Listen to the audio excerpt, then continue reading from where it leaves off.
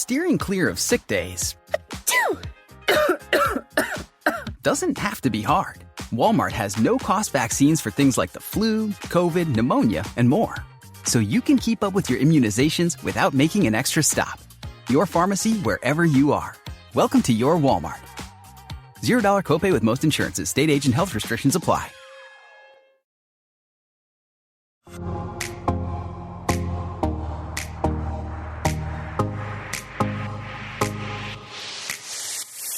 Welcome back to another episode of Wholeheartedly with Kendall and Galey. I know that's so weird. I just said Kendall's name for her.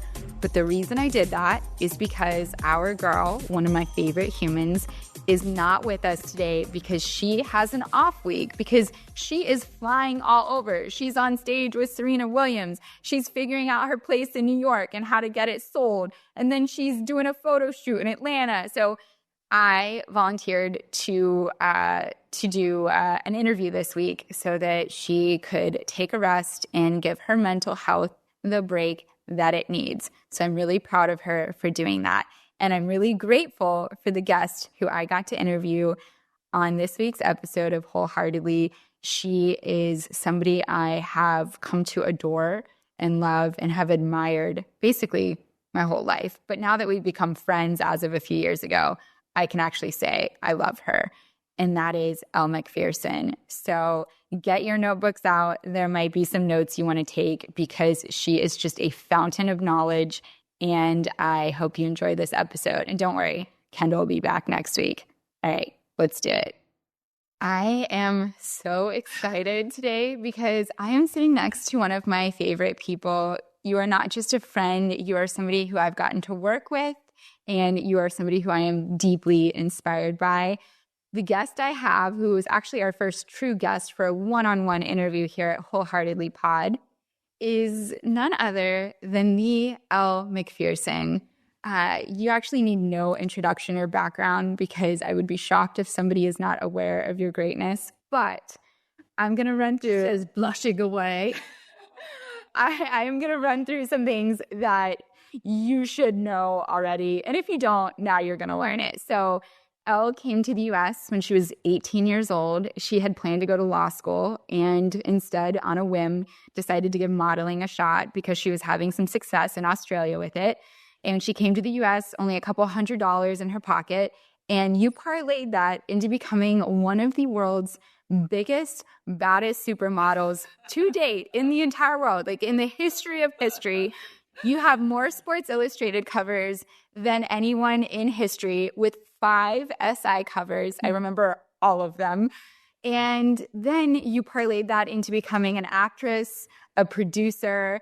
You are a globally recognized expert in the wellness space. You became a founder and entrepreneur with your WelleCo company. You became a mother of 2 beautiful boys. And now an author with your autobiography. Your new book, Elle, just came out, and I cried my way all the way through it. So I just want to say first, Elle, thank you for being here. No, what an introduction. It's like, that's my life. It is. How extraordinary. What a privilege. And I'm just so grateful for the co-creation that I have with my life and all the experiences that I've had, and that now I'm choosing to share with you guys. Well, we are so excited to get to dive in a little deeper into your life. And just as a quick background, the way that I met Elle in my personal life is that you reached out to me on Instagram a couple years ago, and we decided it would be a great idea for me to surprise you with a holiday exterior home makeover for right around this time. It was at Thanksgiving. Yeah, so I showed up at Elle's house not really knowing what to expect. Am I going to be meeting a diva because she's done so much with her life? No, actually what I met was somebody who, right when I got there, you walked me into your kitchen and you had this huge spread. Like you have here. Yeah, like of course, like you got to get, pay it forward. So you had this huge spread of it and you just wanted to sit down and talk and learn about my life and get really deep. And here I am thinking I'm showing up to work for you and do something to your home. And you cared so much about me as a person.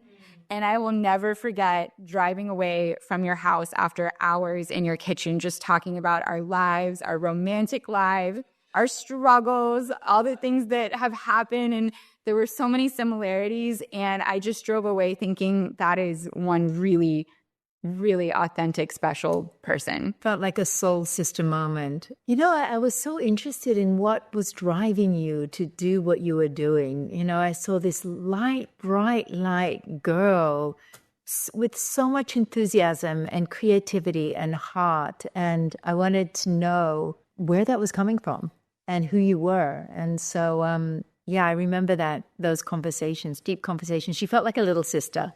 You felt like a big sister. A beautiful big sister whose genes I would not mind really having. So the best part is that when I came back to actually surprise you, Elle walked out of her big, beautiful mansion in the Gables. I mean, this house is absolutely stunning. It's so her. And she walks out with her long legs and this long bubble ponytail.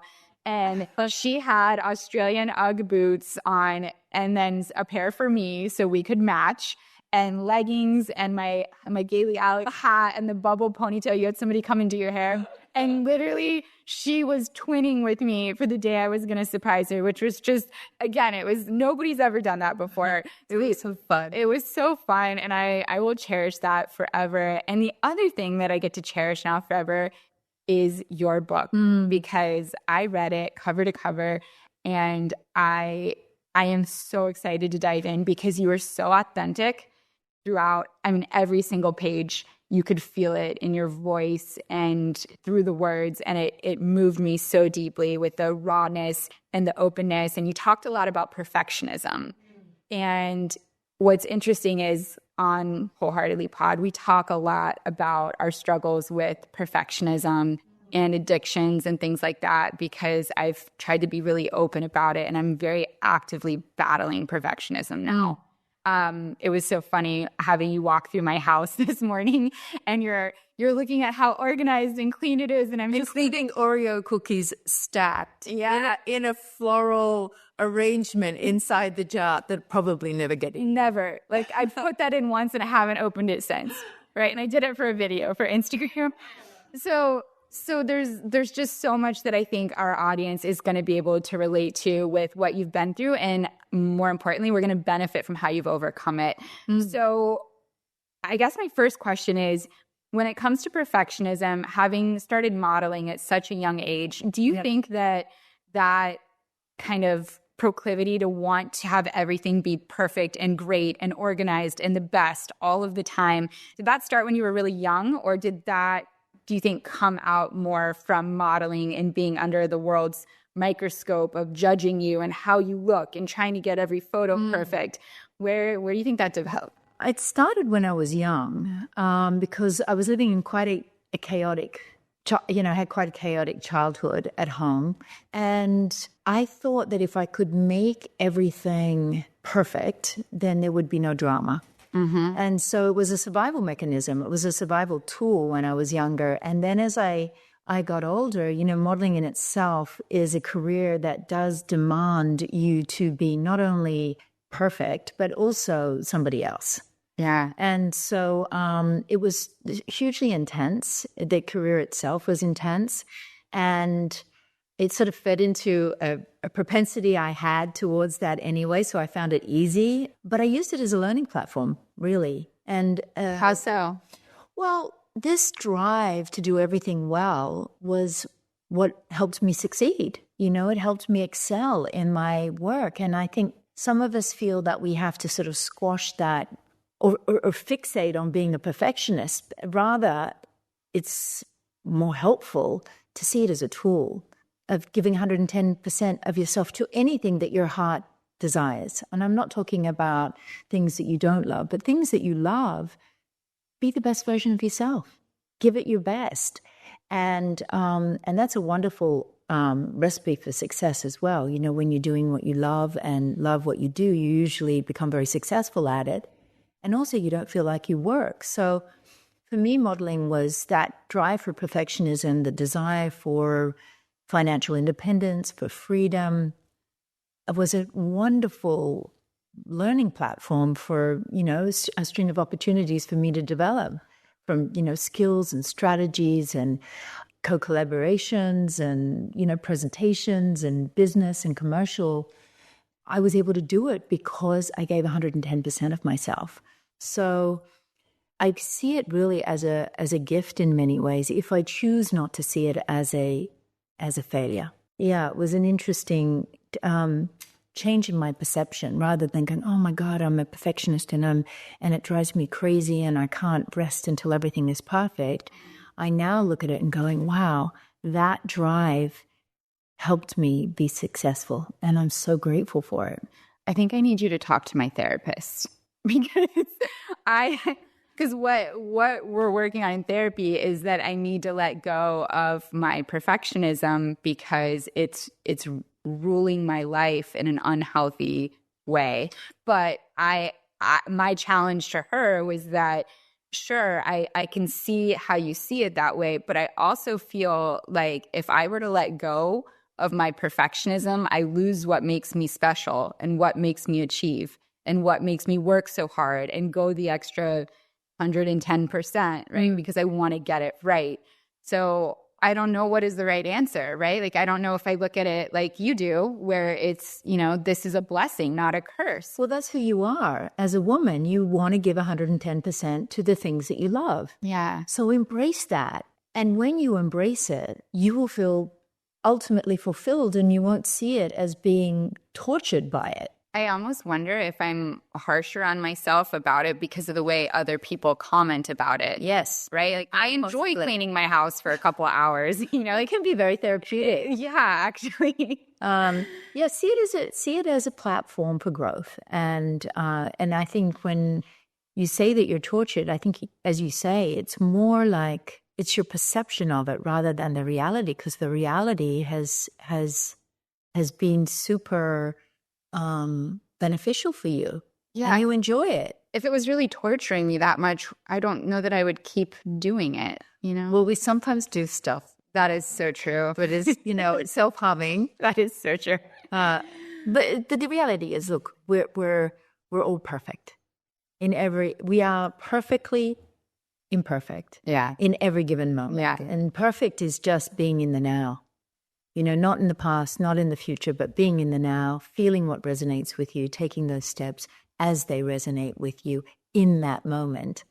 And it's perfect. And you see, as life unfolds, you go, I'm really grateful that I made that step then, because even though that relationship came to an end, I learned a lot.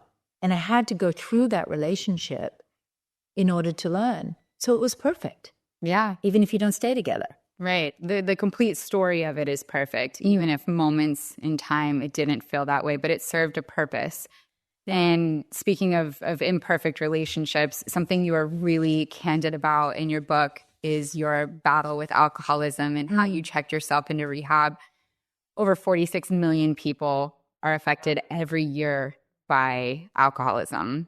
And I mean, that's extrapolate out from that, the people around them who it impacts, right? Their family, their loved ones, their partners. So I think everybody has somebody in their life who they know has been affected, if not themselves. And it's one of the leading causes of death of people under the age of 50. And you talk about how you checked yourself into rehab and you go through it incredibly detailed in the book. And I would love to really understand what brought you to the point of saying, okay, this is enough. I'm checking myself in. And what did it do for your life? I remember that point so vividly. I mean, it takes no effort for me to go right back to that place where I made that decision. And I talk about it in great depth in the book. So if you want to know about that, check it out. Get the book. And it was a huge crossroad in my life. It was a huge turning point. I just figured I got to a point where I didn't feel like I was in command of my life anymore. Yeah. And that addiction in itself was ruling my life. And I was doing things and living a way that I didn't really want to live. And I wanted to get my life back in balance. I wanted to get things back in order. I wanted to be a great mom. I wanted to feel connected to my community or to the orbit of people around. And, there's one thing that addiction does is it separates you, not only from yourself, but from other people. And we need to be connected. We are a species that thrives on connection. And I felt deeply disconnected. And that in itself was so painful. And my desire to be a good mom and to feel connected in my life became stronger than my desire to drink. And when we talk about alcoholism, it's not just alcoholism. There's all sorts of addictions. You've experienced them. Yeah. I've experienced them. You guys probably don't even realize it. There's shopping addictions. There's addiction to fear. There's addiction to drama. There are some people that only feel good when they're thriving with adrenaline. Oh. From having an argument with somebody or getting angry with somebody. And that's their motivation to do things. They're driven by fear and they're driven by anger. And I believe that addiction is any behavior that we do that self-harms us, repetitively do that self-harms us. And so it's not just drugs and alcohol. Yeah. Although that is the ones that we identify the most. And we, as you say, so many people are really struggling with.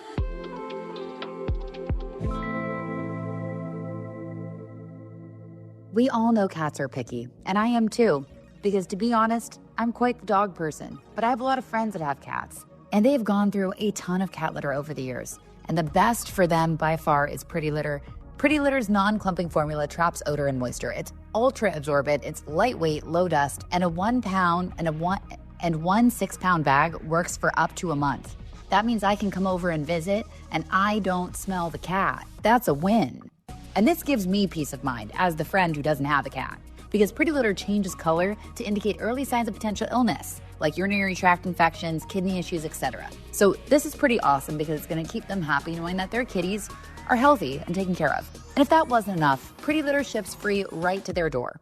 So they never run out, and they have massive kitty litter bags taking up space, and even better, they don't have to lug those huge tubs from a store and from the car and into their house. Truly, it is a win-win. Go to prettylitter.com/wholeheartedly to save 20% on your first order and get a free cat toy. That's prettylitter.com/wholeheartedly to save 20% on your first order and get a free cat toy. prettylitter.com/wholeheartedly. Terms and conditions apply. See site for details. All right, to all my hot sleepers, cold sleepers in the winter, always trying to find the perfect balance, 1 foot in, 1 foot out, I have the solution for you. It's Dags Me On. Their Stay Warm collection is the best pajamas for the best night's sleep ever. They provide solutions for a better night's sleep, and they give you the power for the day to come. They're always innovating and developing the world's most comfortable sleepwear, and it's actually scientifically proven to boost your sleep comfort in a natural and a sustainable way. So my issue is that I want to stay warm, but I don't want to overheat. So Merino sleepwear is made for the best thermal pajamas. It's 50% lighter warmth than other fabrics. It's 4 times more breathable than cotton, and it's 2 times softer than cotton. The other thing, y'all, Merino pajamas from Dags Me On are 100% made in Europe with the highest standards in terms of workers' well-being and environmental protection.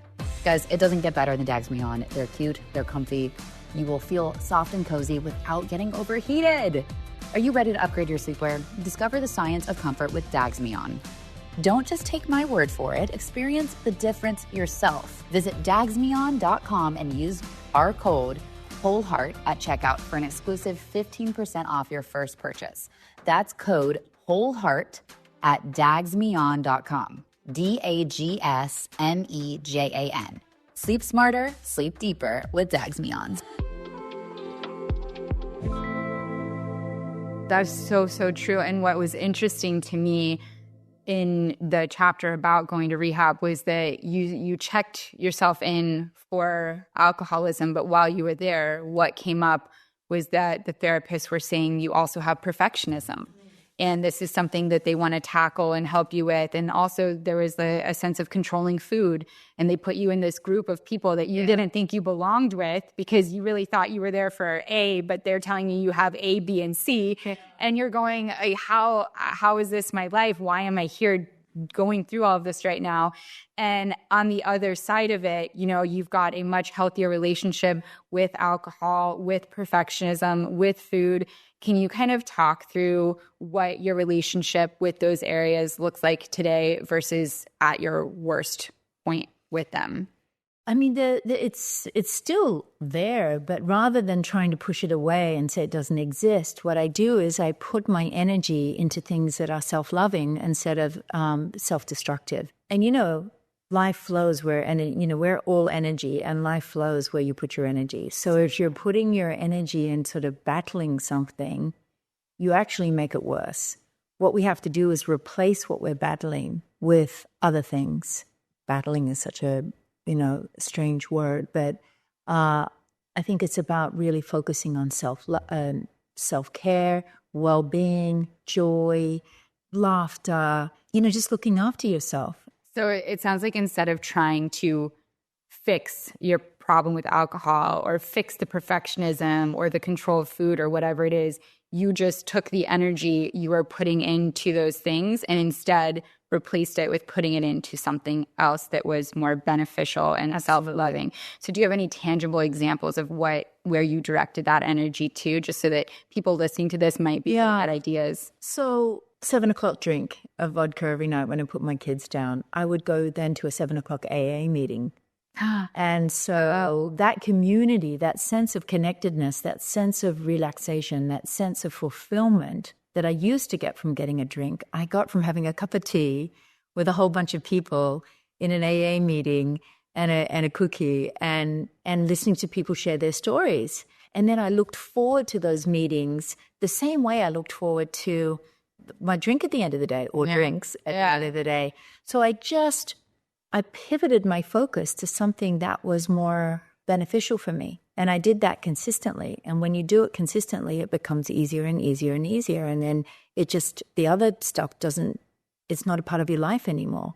But AA was a huge support for me and has always been. But particularly in the beginning, in the first, 10 years. I'm 21 years sober now. Congratulations. So I miss AA meetings today when I don't go to them, not because of what I get from them, but for the community and what I feel I can give in a meeting. That act of service is so fulfilling. And of course, I learn a lot along the way. It reminds me of the woman that I was, and I can see the woman that I am today, and I can really appreciate the journey that I've been through. So you speak very highly of AA all throughout the book.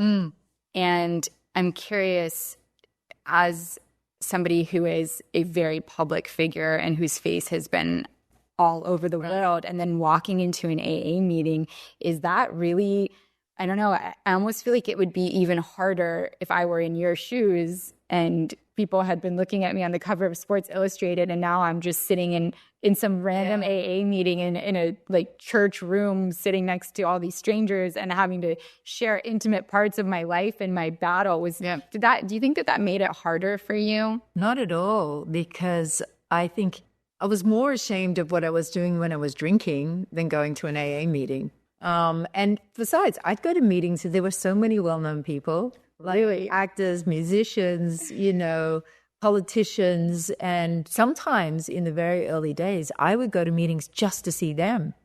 It was like, oh, can I see? I'm going to sit opposite such and such. Oh my, wait, they kept me sober. Did we just come up with a new dating strategy for me? Well, no, because there's this whole thing that you're not supposed to date in the first 2 years. It's very smart in the room. Very smart. But I did. I would go, and I was empowered by going instead of shameful of hiding away, hiding shots of vodka. And it always makes me laugh when people say, is there a stigma going to AA? No, there's a stigma to not being present in your life, not being a present parent, not showing up for work, not showing up for your friends, finding yourself in the gutter or not even in the gutter. That's where the stigma is with anything. It's not, I'm here, I'm diligently working to clear this symptom of something else. And usually what the symptom in a drinking or any addiction is a symptom of disconnectedness. And so I'm here to connect. I feel so connected to you, so it's working. Okay, I want to read one of the quotes from your book that literally sent me to tears. And it didn't just send me to tears, but I had my friend Maria also read the book, and she called me after she read this, and I did not even know she was pulling this quote, and she was, Galey, I just have to read this quote to you because it is so you. It shook me. And then I started crying when she read it because I was like, well, the irony is that like that is the one that made me cry. And we picked out the same quote. And so I think it's so powerful. You said, for years, I thought if I met everybody else's expectations, then they will love me. And if they love me, then I will love me. I've always felt I am too intense to be around people, too intense to be loved. Now I know if I'm authentically living as myself, I will be available to be loved by others. And I don't think I've ever read something that hit me to my core in the way that did, because I have always felt like I am too much. And I think it comes from thinking I am too much of a perfectionist. I go too big, too hard, and it's too intense, and I'm almost better off alone so that I don't bother anybody with my intensity and I don't overwhelm them.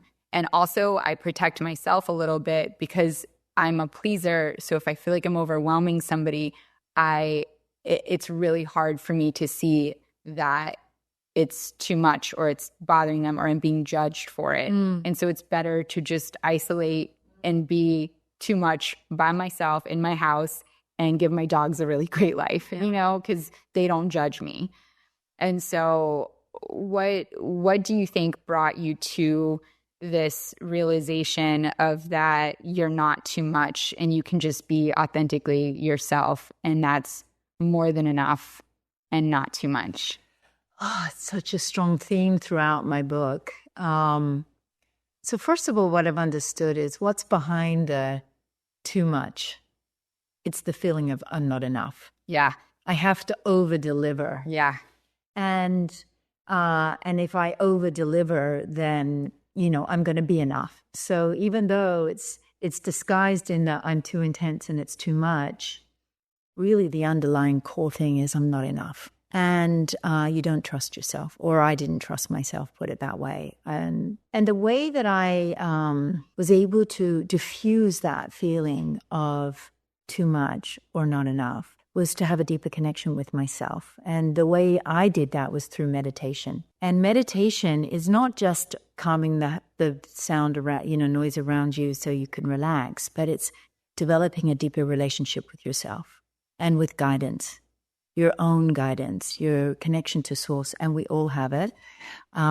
If you slow down and be quiet and you listen, and the more you develop that relationship with your higher guidance, with your higher self, with source, the more confident you feel, and the more you trust yourself. You trust your decisions, you trust your reasons for doing things, your motivations, you trust the steps that you take, and therefore you're not trying to deliver on something that you feel that you're not delivering, over-deliver on something that you're not delivering. So meditation, to develop that trust with yourself and that trust and relationship, because it's like if you have a friend and you see them, once in a blue moon, and you have a 2-second conversation, and that's all that relationship is. But if you sit down with your friend and you talk and you share and you spend time with them, the relationship deepens.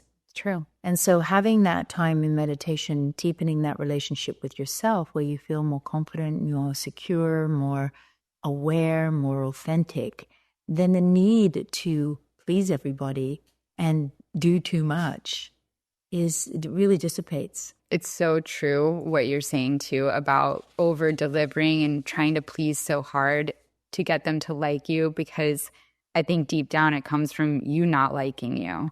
Like if, and by you, I mean me, right? So if I'm not sure how I feel about me until I know how somebody else feels about me. It is very much a mirroring impact. And it's a very, very unhealthy way to live, because then you are only as good as somebody else tells you they think you are. And that's why developing that relationship with your guidance or source or your higher self is so important, because if you're looking out there for approval and guidance and validation, you're never going to really truly find it, and it's going to change all the time according to people's perspectives. Mm-hmm. So when you start to look within yourself for that, all that just disappears. And I learned this through, my career meant that I had to be everything to everybody, that you get paid, you show up, okay, I'm beach girl today, or I'm corporate wife today, girl, or I'm office girl, or I'm runway girl. I was paid to be somebody else. Yeah, I was paid to, I was chosen. My livelihood depended on whether people chose me or not. So that became very ingrained to be what other people wanted, because my livelihood depended on it. Truly. And today, what I've realized is that the more I am my authentic self and have a deeper relationship with myself through stop, listen, relax, trust, listen to that inner sense, that inner urge, that guidance, it grounds me into being my authentic self rather than what other people's perceptions of who they think I should be. So it sounds like meditation helped you get to that point, right? Of you really connecting and grounding with. And we all can do it. It's the same with everybody, because we all have that inner guidance. Girl, I love that you said we all can do that, but I have tried so hard. I have ADHD. I feel like my frequency is just a pinball machine of vibrations. Like, I am all over the place. So when I try to meditate, I start freaking out about the fact that I can't focus on nothing, or on breathing, or on feeling the grass beneath me, or hearing the birds chirping, or whatever I'm trying to focus on. And I end up getting anxiety while I'm trying to meditate, because of the fact that I'm not meditating and I'm not doing a good job. And I need to do a good job at this if I want to feel normal, and I'm never going to feel normal. And then 30 minutes go by, and now I'm having a panic attack. So what is your perspective on what you think meditation is? Maybe that's it. Okay, so please change the right perspective. No, you could change your perspective. If you just sort of say, I am going to spend a bit of time getting to know myself, to having a deeper relationship with this source guidance that I know we all have, I'm just going to try and tap into that. Growth comes through discipline. You're so disciplined. Crazy. In everything. Yeah. So be disciplined in the choice to spend a bit of time with yourself every day, with your higher self every day. And however you do it, it could be listening to music. It could be dancing around your house. I do dance with my dogs. Literally, I see that on Instagram. I love it. It's the cutest thing. I dance with them. I put, like, my youngest bear, I put her in air jail, and I just pick her up, and we, like, run in circles around the yard, because I can still pick her up. And it's, I do feel calmer and more connected and grateful for my life when I do that, because when I am playing with my animals, it really, I feel... I've never called them animals before. I don't know. Well, you're connected to unconditional love, and that's what you're looking for. Yeah. And that is what we are made. We are made of love. And all we have to do is allow that to come out in our life, with ourselves and with other people. And you feel that with dogs. They're known for unconditional love. And that's what we're here to do, is to learn about love. And that's what my book is all about, is learning about love. I think it's why I'm in love with the book. I was so moved to hear that you were moved to tears. And I get that a lot. People write to me and say, I just cried the whole way through. Yeah.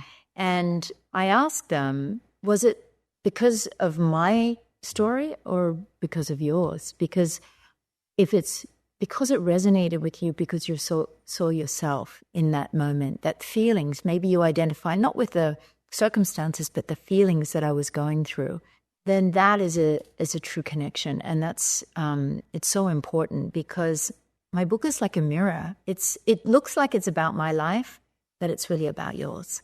It is so true what you're saying about, if you're reading it and you're identifying with it, it's another way to connect to another person.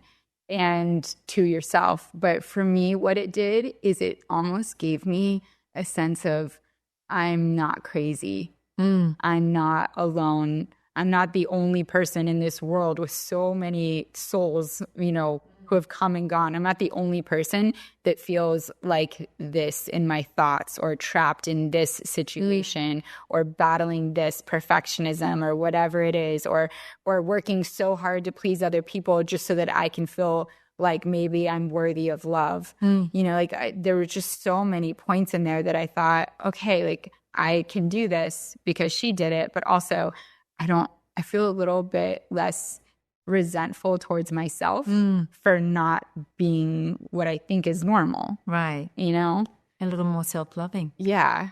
Yeah. And like I had my friend Maria, one of my best friends, she also read it. And I called her yesterday and she was on a walk and she hasn't been on a walk in a while. And I was like, wait, you're on a walk right now? And she goes, yeah, I just finished Elle's book and it inspired me to just get up and I want to do more things for me and take better care of myself and my wellness. And in my head, I was like, that's it. Like, that's exactly how I feel. I'm not going for a walk because I run every day, but I am thinking different about what I'm putting in my body. I'm thinking different about how I talk to myself when I'm looking in the mirror. I think different about how it's okay that I have these propensities to do things 110% because Elle did it and look where it got her. And, as long as you're aware of it and you can kind of control when it's controlling you, it gets a little unhealthy. You can rein it back and divert your dog keeps farting. Sash, you get real. Hash is farting this whole way through, and I keep trying not to laugh. Smell anything? No, it smells like nothing. But I gave her extra treats this morning. So he's just keeping it real here on Wholeheartedly. Good taste is easy to spot, but it's hard to pin down. You know it when you see it. And in today's culture, there's no greater signifier of taste than the car that you drive. You want something sophisticated, but not stodgy, daring, but classic, approachable, but with an air of opulence. That's where the Range Rover Evoque comes in. It's an elegant SUV where sophisticated design and advanced technology and premium materials meet.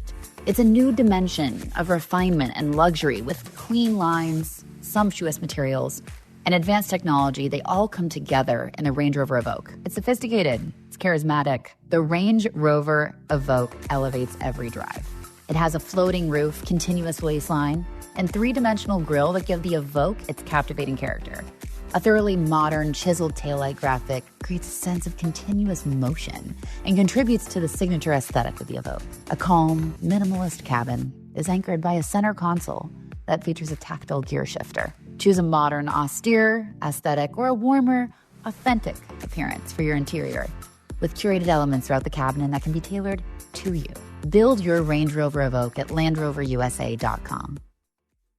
Wholeheartedly is brought to you by Progressive Insurance. Most of you listening right now are probably multitasking.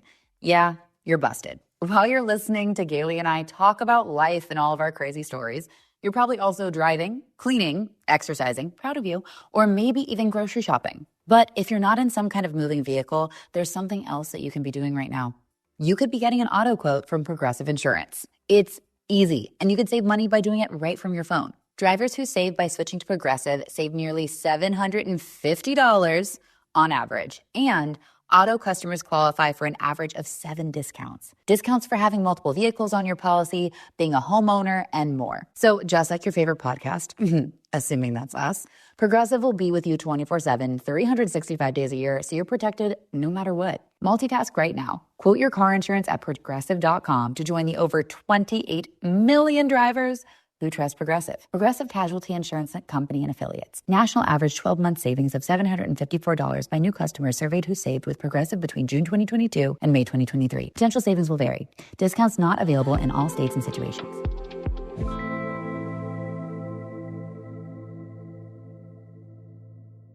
So speaking of what I'm putting in my body and taking better care of myself, something that you sent me, now my patch has been activated. Something that you sent me after I met you a few years ago where you sent me some of the products from your wellness line called WelleCo, which is perfect because it's got your name in it and it's about wellness. I love that you noticed that it's WELLE. Oh, of course. Co. Yes, of course. And so there's what is so great about it is that I don't just respect you as an expert in the wellness space because it is such a saturated market, right? There's so many health and wellness products out there. There's gimmicks. There's so many fillers thrown into things. And what you have done scientifically is just head and shoulders above the rest. And it also just makes me have so much respect for you as an entrepreneur and a founder and somebody really trying to do good for the world. You're not just trying to sell a product. And you can feel that even down to the packaging. And so I'd love for you to talk a little bit about what inspired you to make WelleCo. And for everybody out here who is looking to do things for their body a little different, a little better in the new year, this is something I implore you to try. And when you hear the science behind it, I think you'll understand why. I think the thing that we have the most, that is the most valuable with WelleCo is that it's authentic. It's an authentic business, an authentic solution, because it comes from me. You know, it comes from my own personal experience. And what I found was that when I turned 50, I didn't even really recognize myself anymore. You know, all the things that I'd been doing before were not working. My workout program didn't seem to work. My diet didn't work. And remember, I was, you know, by this time I was 10 years sober. So I was already sort of in a way more evolved wellness space than I had been, you know, for the last 10 years. But I came to the realization that I couldn't rely on genetics anymore and that I needed help. I needed help to get my body back on track because I went through everything. You know, my hair became dry and brittle. My skin had changed. I started putting on weight. And I didn't feel like I could regulate my system anymore. And I sought the help from a renowned naturopath in London and made a few lifestyle tweaks, not a lot, and started on a program of nutrition that was super simple. And it was really, in the beginning, it was just supplements that were green supplements, so 50 ingredients that were carefully combined and curated so that they amplified each other: vitamins, minerals, adaptogens, probiotics, prebiotics. And it was put together in one-and-done multivitamin and mineral powder that tastes great. And so all I had to do was take 2 teaspoons in the morning in water, shake it, and then within about 6 weeks, everything changed. And what I didn't realize is that I was probably going through menopause. But because I had all those symptoms, but I never put 2 and 2 together. But I also never thought that by supplementing nutrition with bioavailable ingredients, organic, natural, very carefully combined ingredients, without me being the pharmacist and going, oh, I think I'll take a bit of this and I'll take a bit of that, but having somebody really consider what was required to heal all 11 systems of the body, because we have, you know, respiratory system, lymphatic system, hormonal system. You know, I needed support. I needed building blocks. And within about 6 weeks, everything changed. I didn't even... What changed? Oh, I lost weight. My skin, you know, I go to work. The brown spots on my skin started to go, started to leave. My nails got stronger. I do my manicurist and she's going, I'm having to do a manicure every week because your nails are so strong. My hair grew. I had a sense of vitality that I hadn't had. I hadn't felt inspired. I would get out of bed like an old lady. It was like, oh, my body aches. I don't really feel like doing anything. I was sugar addicted, sleep deprived, coffee addicted. And within about 6 weeks, when my body became balanced, all that went away. And I was like in awe. I said, I can't be the only woman that's going through this. And so I decided I wanted to share it with other women, with a huge product line of products. But I did start with the greens in the morning, a clean, lean protein powder at lunch, and a sleep tea, which is now a delicious magnesium-filled passion flower and vitamin C hot chocolate that you have at night that helps you sleep and works on your skin as you sleep. But we also have caps, like especially for hair. People were losing their hair during COVID. So we developed a hair cap, skin caps. My son had acne. And so I realized that he was just not getting the nutrients from his food because we have toiled the soil so much that the vitamins and minerals that are in the soil are not there anymore. So when we eat our vegetables, we're just not getting the nutrition that we need because of fast farming. Instead of letting the soil rest for 7 years while it regains all its nutrients, we're just farming the soil. It is terrifying when I think about what we're putting in our bodies because we don't even know what we don't know, right? Like I just learned so much just from hearing you say that. And I'm thinking, I'm almost scared to eat anything in my kitchen now.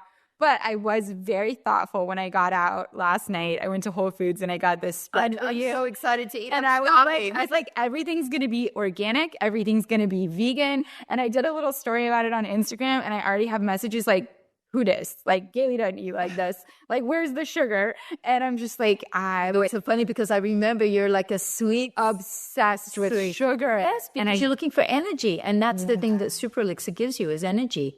You know, there's no caffeine in it, but the greens itself will give you energy. They light up your mitochondria. The mitochondria in your cell are like the little energy batteries. The powerhouse. That signal well-being. And when you're balanced, you don't crave sugar anymore because you have the energy source that you need. So sugar is just like a fast pickup energy source, but you can have underlying energy that fuels you. Now, why is this important? Not just because we want to look good and our bodies, we want to be trim and lean and run, a marathon. It's because we want to feel good. Yeah. You want to feel alive. You want to feel that sense of get up and go and inspired and just sort of like natural adrenaline. Enthused. Well, it's not really adrenaline. It's that enthusiasm for life. And enthusiasm really means to be enthused, means to be infused with light. And we want to feel that. We want to feel alive and we want to feel inspired and creative. And that's what I was missing more than the way I looked, which was, the obvious byproduct. But what was the really beautiful gem was I felt alive again for the first time in a long time. And it hasn't stopped. And I can tell when I'm not on it because I start to get that thing that I feel a bit down, I feel a bit blue, I feel a bit sort of sluggish in about everything in my life. So if somebody was going to try just one, the super greens, the Super Elixir. Super Elixir, yeah. Super Elixir, and Super Elixir. Try it. I 10 out of 10 recommend, me being all 10.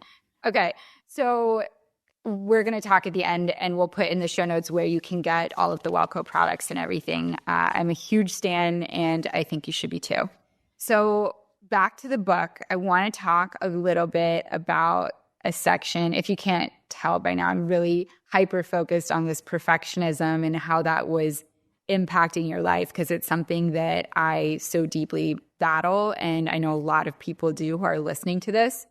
And you said that you went over to one of your friends' house who's also a mom who you had so much respect for.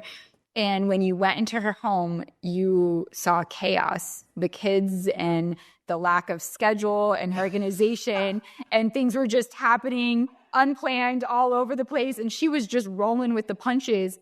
And you were comparing it to your life as a mother where you led this very hyper-structured, extremely organized, perfect household with your two boys. And you came out of that experiencing, realizing that the love is in the chaos. It's not in the structure. Yeah. And so how did that moment change your parenting style? And are there any specific things that you noticed you changed or stopped doing after you had this kind of profound realization? Yeah, it didn't just change my parenting style. It changed my life. Oh my gosh. And I realized that love is not control. And so what do I stop doing? I stop trying to control everything. And what do I start doing? I start allowing. And allowance is truly the meaning of love. I allow you to be you. I allow the situation to be the situation. And I allow me to be me. So are there any tangible examples of that? Like you used to always have the kids hang their book bags up in this specific spot in the cabinet out in the garage, and now they can just throw it in the living room floor. What does it look like? It's not so much that, but it's like when you change within, it'll be reflected outside. So when you're less controlling with yourself, you're disciplined but not controlling, then you will see that reflected outside. So if you want there to be more flow and balance in your life, you have to have more flow and balance within you.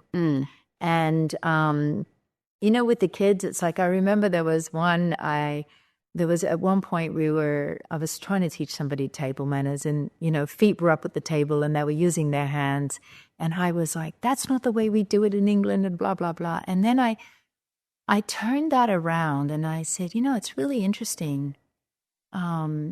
There are many cultures where eating with your hands is the way they eat. Yeah. And who am I to judge that suddenly, that's not okay?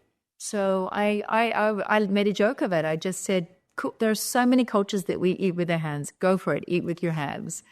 And then the next thing he did was pick up a fork, because that was their choice. Yeah. And as soon as I let go of trying to make him do something, his spirit decided to do something else without me forcing. So the next question I have for you is about a conversation you had with your therapist, which you actually alluded to earlier in our conversation, about how she noticed that you were controlling everything so that you could feel more settled on the inside. And you described yourself as somebody that everybody around you would compliment you on how organized and how put together you are. And you described yourself as a well-oiled machine. I would say a perfectly oiled machine. And I think the reality is that we're so used to tending to this squeaky wheel, right? The person that is screaming for help or clearly struggling and they do not have their act together. I like to say their poop is not in a group, and they're really not okay. And that's who you feel like you need to send all the resources to and really help. But sometimes it's the wheel that appears so perfectly oiled, there's not a single squeak in sight. And that's the one you have to listen for and listen to the closest, because they might be struggling just as much. How do you identify when somebody is like that? Because if I were to have looked at you at that moment in time and your home, your finances, your children, all the business hats and successful careers you're running, nowhere in me would I have thought I should ask her if she's okay and if she's doing okay, because maybe she's not, because everything looks too perfect to not be okay. Like it's almost impossible, right? You are the goal. And so how do you identify when somebody might not be okay, even though everything looks perfect on the outside? And then how do you approach somebody like that to even try to be there for them? Super simple. Wait till they ask. It's not up to you to identify when somebody else needs help. Even if it's somebody you love and you want to be there for them? Well, if they want you to be there for them, they will ask. And if you have something like to say, preaching, or if you have something to say, chances are they're not going to be open to hearing it. Yeah.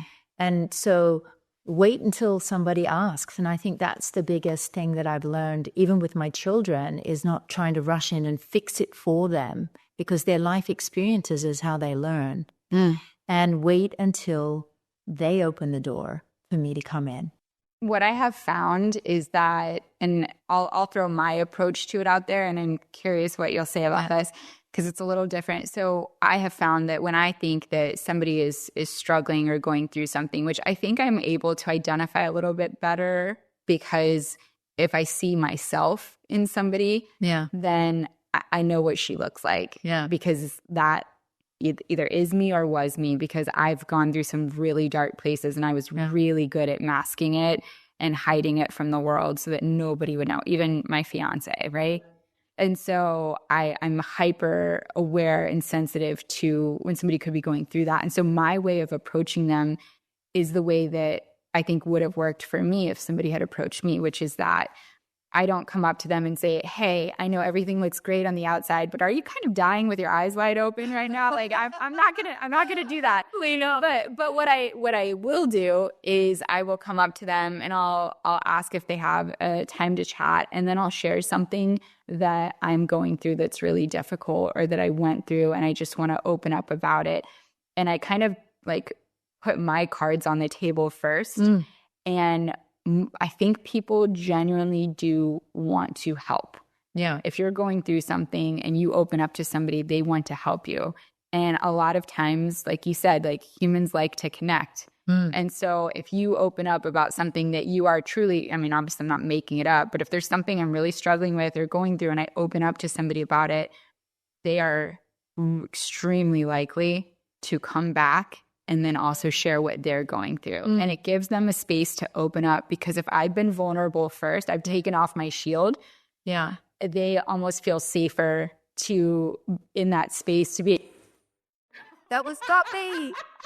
It wasn't me. My dog just farted so loud, Exercise. I hope we keep that on. We definitely will keep that on.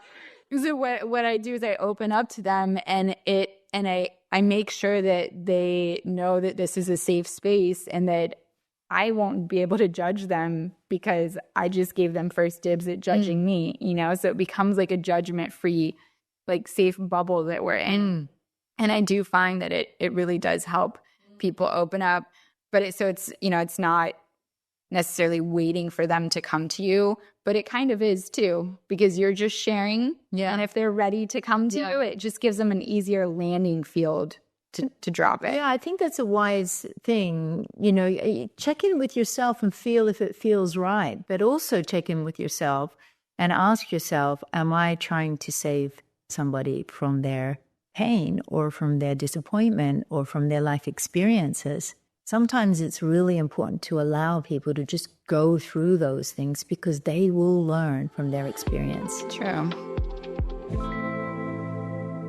I feel like we all have those friends where, you know, every time you talk to them, you're going to have one of those aha moments where they say something and you just kind of sit back and you go, aha. Either they help you realize something about yourself, or they make a great point or a brilliant analogy that's going to stick with you forever.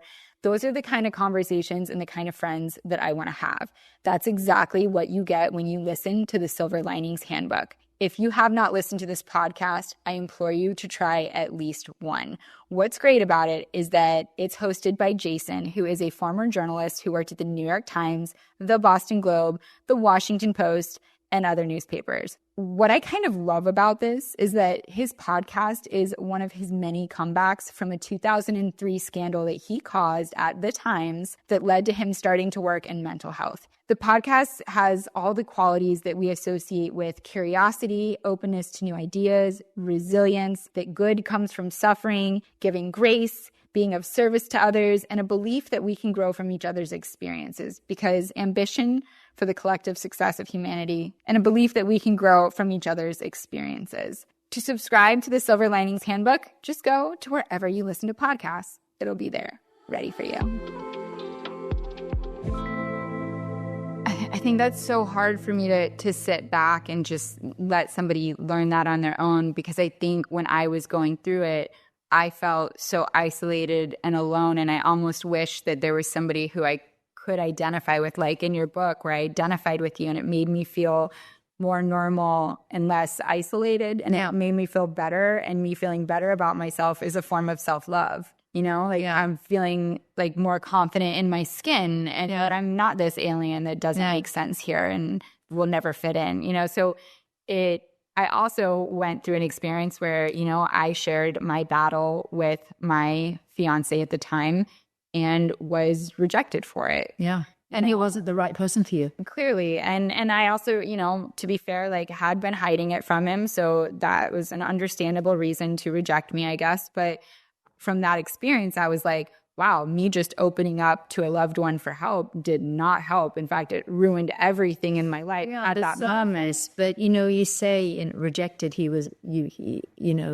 were rejected for it. But actually, I always say rejection is God's protection. I was freed. Yeah. Thank goodness you were not married in a relationship with somebody who couldn't be open to the messier side of your life. Yeah. Because that's not, we want to be loved for exactly who we are, warts and all. But also the messier side of my life is very hard for somebody to digest when I've been portraying an absolute squeaky clean, perfect life for the entire time they've known me, right? So it does Harder for you, though, because you've been playing two roles. Oh, very hard. Yeah. So you freed yourself to some extent from having to keep up the facade. And that's the beginning of self-love, is I allow myself to be messy and perfect at the same time. So I want to talk about the chapter called Don't Sweat the Small Things, because it's your chapter about cancer and battling that. And it's so ironic because just a couple episodes ago, Kendall and I were talking, and I said, I only sweat the small things because I believe that if I just obsessively sweat all of the small little things, then there's no chance for anything to compound and become a big thing. And then I never have to deal with big things. And that's my anxiety response to always just wanting to make sure nothing bad happens. Yeah, that expecting the worst means that we will create the worst. Totally. I'm manifest. Well, I like to say woman-festing it. I don't know why it's called manifesting. So I'm subconsciously woman-festing bad things happening by being so anxious about it all the time. But what's like the reality is that big things will happen that are completely out of your control, no matter how many small things you sweat, like losing a loved one or like being diagnosed with cancer, and that happened to you. And what is so interesting among many things about your story is that you took a very unconventional approach to battling this, taking it on, and how you recovered from it, to the point that 30 plus doctors advised you to do one thing and you kind of Robert Frosted it and took the road less traveled. And I'd love to hear from you what was the road that you took? Why was it so different? And kind of walk us through the success of that. Oh, yeah, there's so much talk about this chapter. The book has 18 chapters. There's 2 on cancer, the last 2 chapters, not the second to last and the third to last and the second to last. And, I'm not really qualified to talk about cancer. I am qualified to talk about my experience with cancer, and I go into it in great depth in the book. But either way, those chapters are not really about what to do if you get cancer, right? What kind of protocol you should take or what kind of therapy you should do. Those chapters are about how to make a decision, especially when gripped with fear. How to make a decision when it could be a life and death decision. How do you make that decision? With all the outer influences that we have, with all the advice that we have, with all the opportunities or, pitfalls that there are, how do you make a decision when you're so far in fear that you can't see any clear road? And that's what those chapters are about. And for me, this was not a flippant decision. It wasn't based on trying to prove a point. I made a decision based on all the research that I did. And just to be clear, I had seen many doctors, but there was no one way. Everybody had different opinions on what to do, and there was no guarantees either way. If you do this, you'll be 100% cured. If you do this, you'll be 100% cured. Everybody had different opinions on what to do. And so after having done my obsessive research on everything, what do you do with that information when there's still no clear path and no guarantees or no assurance either way? The only way I could do it was to take everything that I'd heard and then spend a lot of time in contemplation and decide what felt resonant for me. And that's what I did. And I had the 100% backing of my heart because it felt right. It felt I was urged to take this particular route. And I'm glad I did, because I'm here 7 years later, thriving in wellness. And I learned, it was a beautiful catalyst. I learned so much about myself and about life. And one of the things that I did learn was never to take my body for granted again, never to pick it apart or to feel shame or guilt about anything that I've done, because one of the key underlying root causes of any dis-ease is guilt, that feeling of guilt and shame.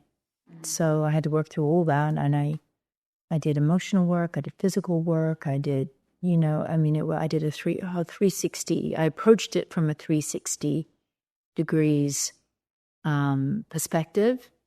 360 degrees perspective, is that possible? Yes, I did a holistic perspective, I guess. And I left no stone unturned. And I was, thank goodness I'm disciplined, I was disciplined. I gave it 110%. That perfectionism, which has become discipline and commitment to what I believe in, was what got me through.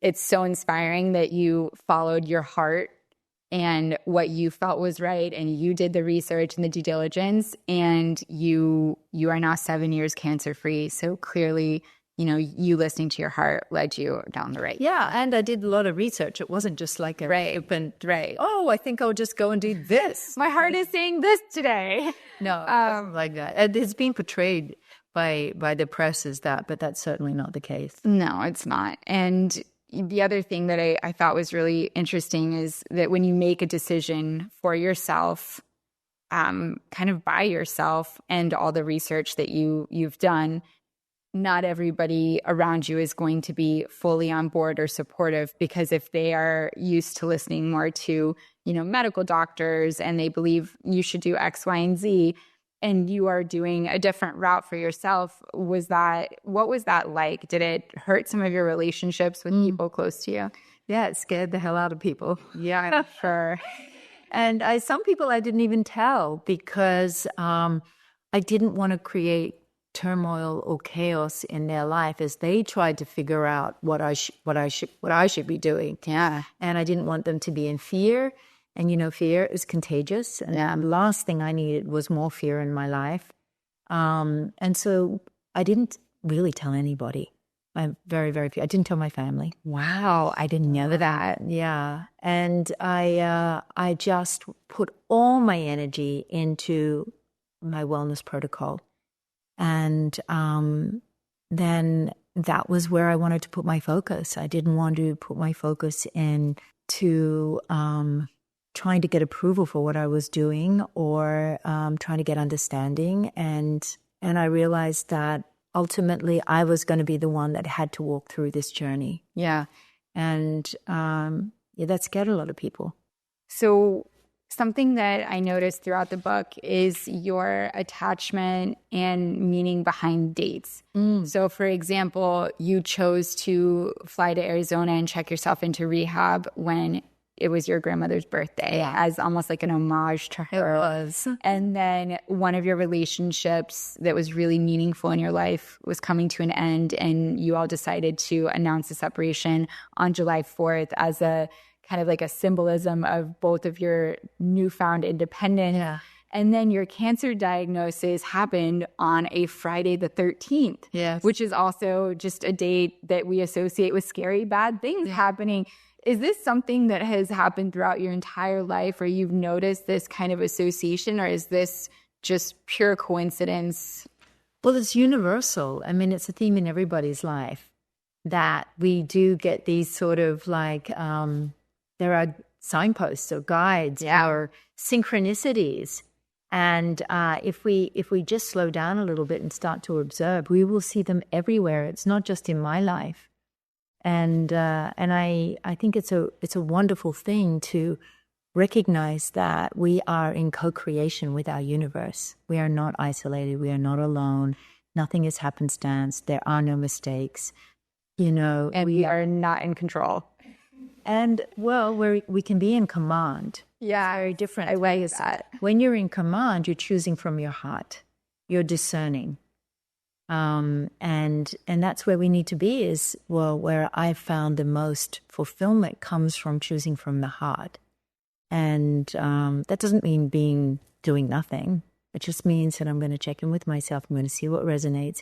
If there's an urge that moves me towards something or other, even if it doesn't make logical sense, I'm going to take a step towards that and then watch the doors open. I love that. So something that Kendall and I finish every episode with is we talk about what are we working on this next week. It can be something big. It can be something really, really small. But just what are you doing to better yourself, your life, your heart, your mental well-being, just anything in your life. What are you working on this next week, Elle?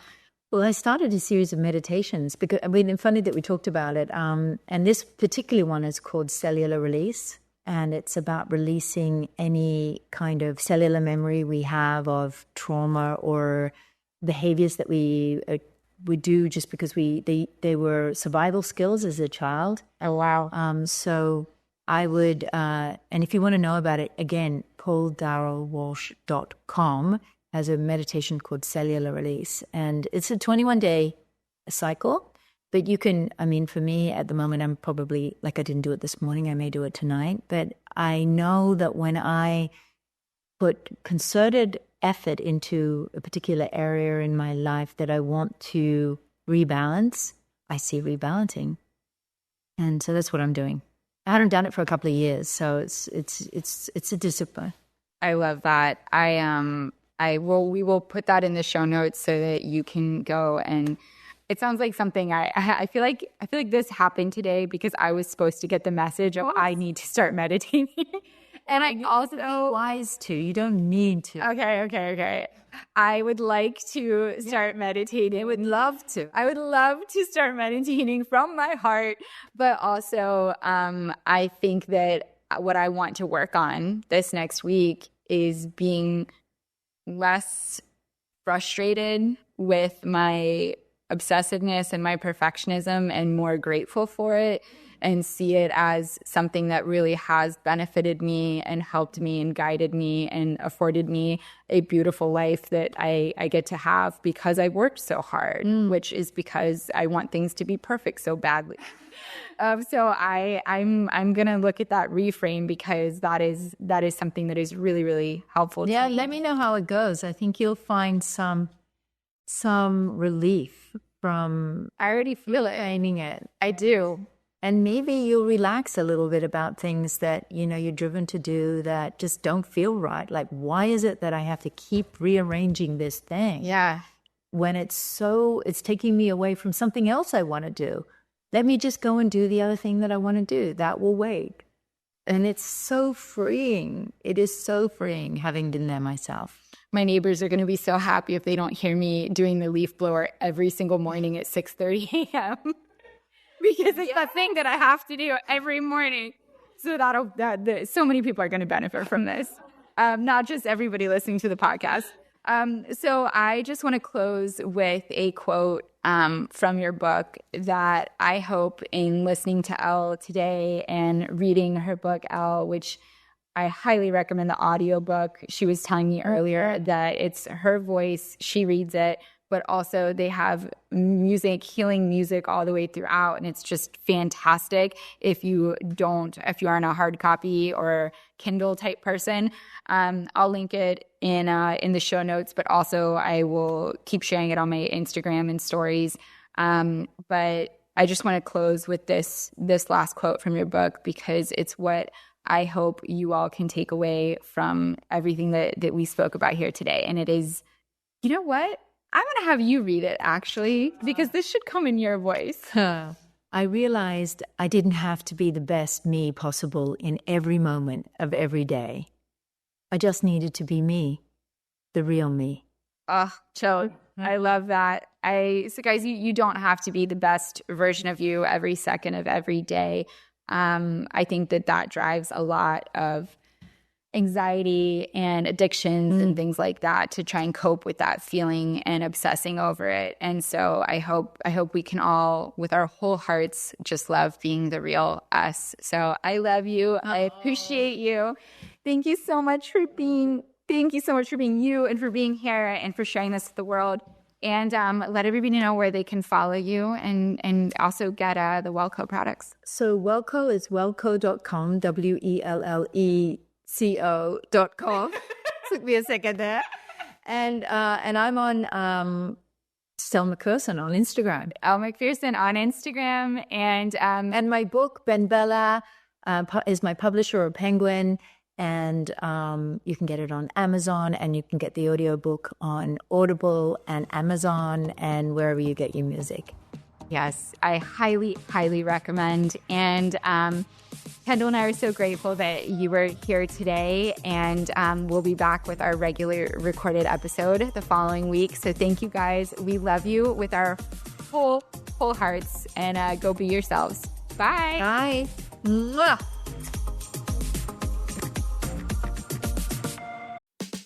Steering clear of sick days doesn't have to be hard. Walmart has no-cost vaccines for things like the flu, COVID, pneumonia, and more. So you can keep up with your immunizations without making an extra stop. Your pharmacy wherever you are. Welcome to your Walmart.